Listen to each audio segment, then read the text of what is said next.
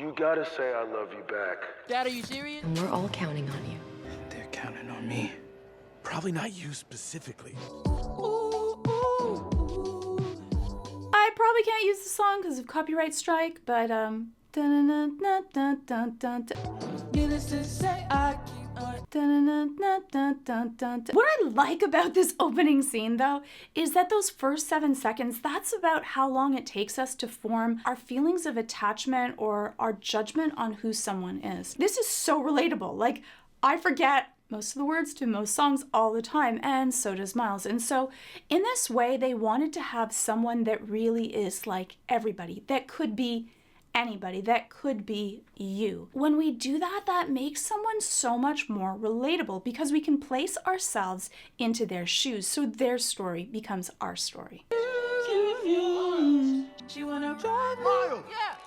Yeah. And just so cute too, his voice cracking, those embarrassing moments when who we are kind of changes, that transitional period. For a lot of us, no matter what age we're at, we're trying to find out who we are and what is our place in this world. And for a lot of us, we really hope to find something that we can make a difference with, that we can enjoy or feel it, that special something. I love you, Miles. Yeah, I know, Dad.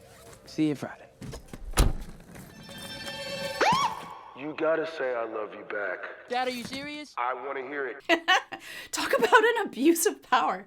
But the cool part is how Miles handles this. You can tell a lot about what kind of self-esteem someone has, how they deal with embarrassing or difficult situations.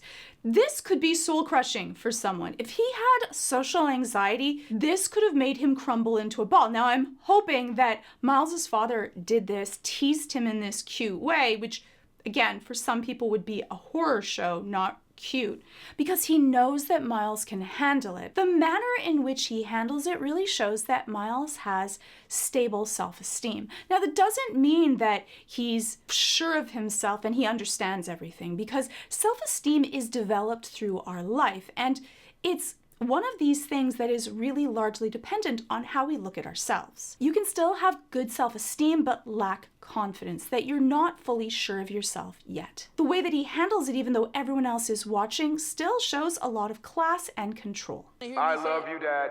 You're dropping me off out of I school? love you, Dad. Look at this place. Dad, I love you. I love you. That's a copy.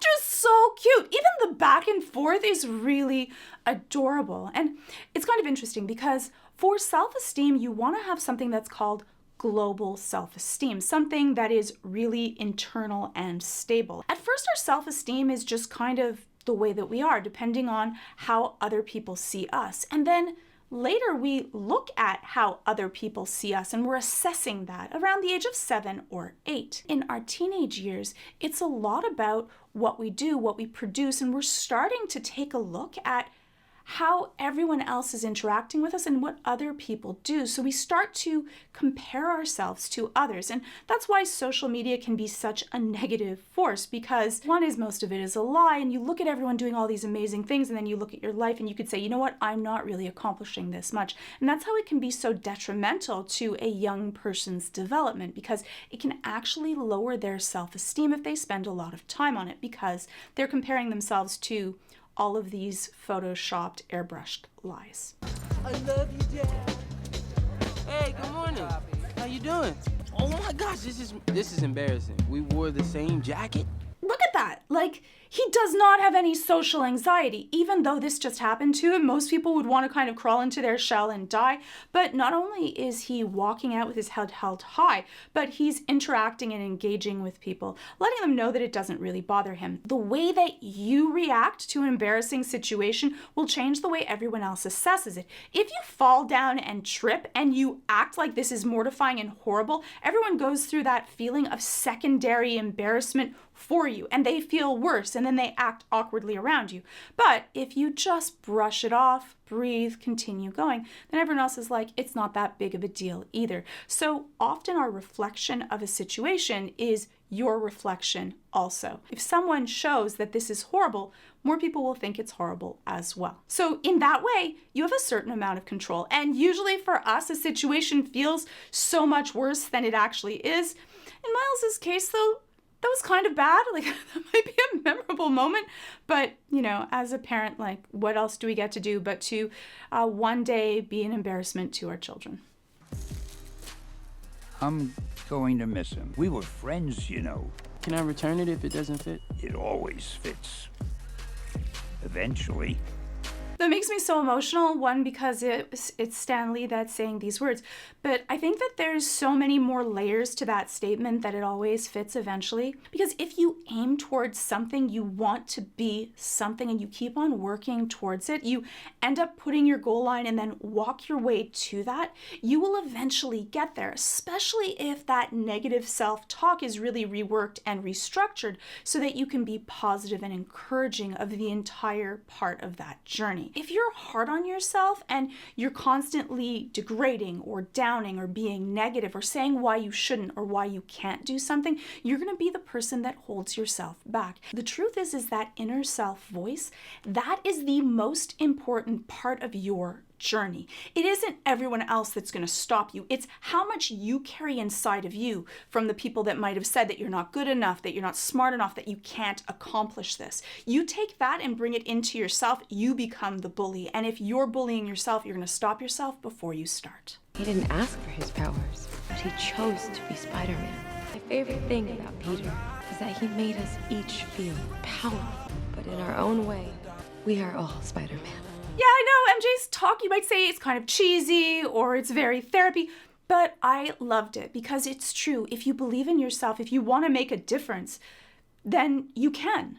Like, truly, you can. What really is stopping you? There's only one real difference between people that decide to do something maybe different, maybe outside of the range. It's that belief in you. He's beginning to believe.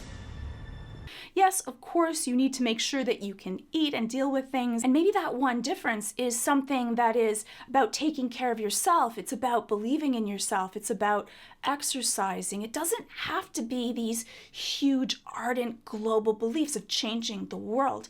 Every little tiny grain of sand matters. If we just leave this world a little bit better, then we've made our mark upon it. I think that we each need to reflect and listen to how many times are we downing or negative or holding ourselves back. And we're all counting on you. They're counting on me. Probably not you specifically. I think it's a metaphor. That's so cute, but I think actually, yes, like, all of us have that inside of us. And so I think that the message actually is that we don't need to be wearing a superhero costume, but if you want to, go for it, to be able to make a change. If you believe, if you try, and that change, that person that's standing up and actually doing something inspires so many other people to be able to make a difference and make the world a little bit better. Sometimes it's just smiling or reaching out to someone that needs help. I think that sometimes the world, media, things that have hurt us can make us jaded and distrustful and not want to reach out. And we have to always work against those feelings of melancholy and those thoughts of cynicism. They lessen us. They don't let us shine as brightly as we should. And it's about the struggle. We're not always gonna be successful at everything that we do, but as long as we try, even if it doesn't work out, we haven't actually failed, because at least you know that you've done everything. In the end, you don't want to live with the regret of, what if I had? That fear of failure often holds us back, and in the end, it's really fear of regret that we have to worry about.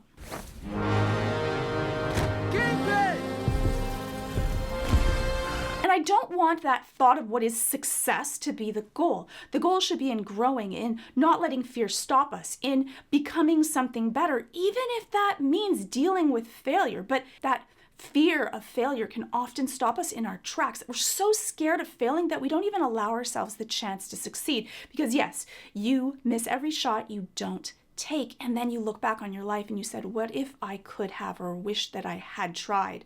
I could have maybe done something. And if not, at least you learned something about yourself because you took those shots. Please don't make me take it from you. You gotta tell them I can do this. I gotta make Kingpin pay. Miles, you're gonna get yourself killed. But I'm ready. I promise. So the problem for Miles right now is that if you haven't practiced something enough, when you're under stress, there's actually less of a chance that you're going to be able to do it. It's not enough to just believe it. You have to actually do it. And I think that that's also very important with therapy. Talking about things is wonderful, but you have to put pen to paper. You actually have to do that thing so that your body and you know that even under pressure, you're going to be able to perform. The difference between a master at something and a novice is that under stress, a novice will perform worse at a difficult skill. And under stress, a master will perform better under that stressful situation because it becomes muscle memory, which is actually just that those neurons don't even have to think. They will go down that thickest pathway because neurons that fire together wire together. So if you want to be really good at something, do it many times. And if you want to get better at something, practice. Look, I know how much you want this kid. Poor little guy. I love everyone watching this internal struggle that he has. And you can tell that every one of the other Spider-Men and Spider-Women and Spider-Pig, the Spider People, Spider Creatures, I don't know what would be politically correct, but let's just insert that here. They've all gone through that journey themselves, that sometimes it's you that's standing in your own way. And I think that for many times, for all of us, that's our journey also. When will I know I'm ready? You won't. It's a leap of faith. That's all it is, Miles. A leap of faith. I think that that's really true. I think that we often want it to become a sure thing before we're going to do something. And then we're just never going to do it, right? Like if you're waiting for it to be perfect before you try something, then it's probably not going to happen because we don't get perfect. No, none of us. I know, you can argue with me about it, but we just don't. You have to try and understand that it's going to be a struggle, that you might fall down, that you might fail. I probably would have never done this channel if I was waiting for it to be perfect. Don't watch the first videos. I'm Georgia Dow, and I'm a psychotherapist. You'll know what I mean. It takes practice, it takes failure, it takes growth, and that's learning. The thing that we need to really focus on, and what I wish that we taught in schools, was to learn and practice and grow and get better and fall down and do poorly and allow yourself to fail and learn from that, because that's resilience, and resilience is what makes you strong. And that gives you that feeling of stable confidence and self-esteem, because you know if you fall down, you can get back up. I don't know why that makes me cry, but it does. I know it does, actually. That's why I'm a therapist, because that's my favorite thing in life, to be able to help people with that part of their life. It's the coolest thing to be able to help someone, to be honored to be able to help someone through that part of the journey and get to watch it firsthand and to have a small role in that. Look, I know I don't always do what you need me to do or say what you need me to say, but I see this spark in you. It's amazing. It's why I push you, but it's yours. Whatever you choose to do with it, you'll be great. And sometimes we need to see ourselves through someone else's eyes, to be able to see that reflection of potential and belief. Sometimes we need that to kind of help push us forward. So remember that when someone else has a dream or a hope, and it might be grandiose and it might be different, be careful about extinguishing someone else's flame. That makes me think about that Yeats quote that I love from Equilibrium that says, I've owned my dreams. I've spread my dreams under your feet. Tread softly, because you tread on my dreams. And I think that that's what we do sometimes. We get so cynical and harsh, or we're worried about someone else, and when they do something that's a little bit outside the norm, we might be feeding that inner voice of doubt that they already have and stop them from trying something new, because all of those things that are weird and wonderful and magical was because someone believed enough in themselves to try something new or different. So be careful what you say. You want to be honest and realistic and not lie to people, but you also don't want to get rid of someone's belief or feed their inner self-doubt. There's definitely this balance that you want to have. We can do that without crushing someone else's soul or spirit also. When do I know I'm Spider-Man? You won't. That's all it is, Miles. A leap of faith. And I think for Miles, having that global secure self-esteem really did help him. He was lucky. He had loving, caring parents, and that's the first formation of self-esteem, that safe base, those people that will be able to protect you if things go awry. But not all of us were lucky enough to be born with that. We have to build it within ourselves. And the first thing is that inner dialogue of what do we say to ourselves? And that inner talk, whether you have to write it down or say it to be able to restructure it, you can change that to be able to create a global, secure self-esteem that you can then use to be able to accomplish the dreams that you want to accomplish, and at least not to be the one thing standing in your own way.